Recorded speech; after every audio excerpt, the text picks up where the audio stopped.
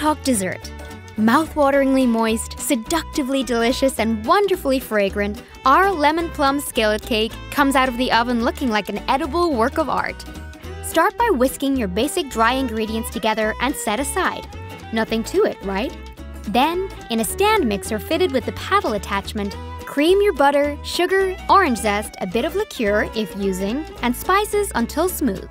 You can find lemon plums in the specialty produce section at the supermarket. Be sure to ask your grocer about them if you don't see them right away.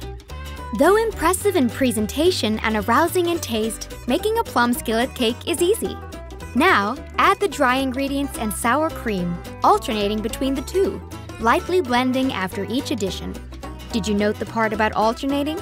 Resist the temptation to just dump all of the dry ingredients and sour cream into the mixing bowl. Why, you ask? Alternating these ingredients is key to a perfectly moist and tender cake. If you add all of the dry ingredients into the creamed butter mixture, the batter will be too thick and you risk overmixing.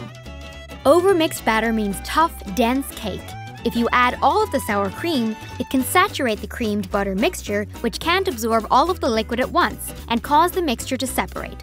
Bottom line, alternate the dry ingredients and sour cream, briefly blending after each addition. Pour your luscious cake batter into a well-buttered cast iron skillet.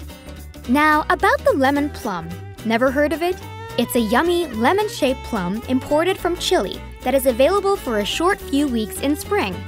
Fan the thin lemon plum slices in a circular pattern on top of the batter and sprinkle with brown sugar. Slide the skillet in the oven and, within the hour, you'll be swooning over the lovely fragrance wafting through your house and drooling over the beauty of a cake you just baked.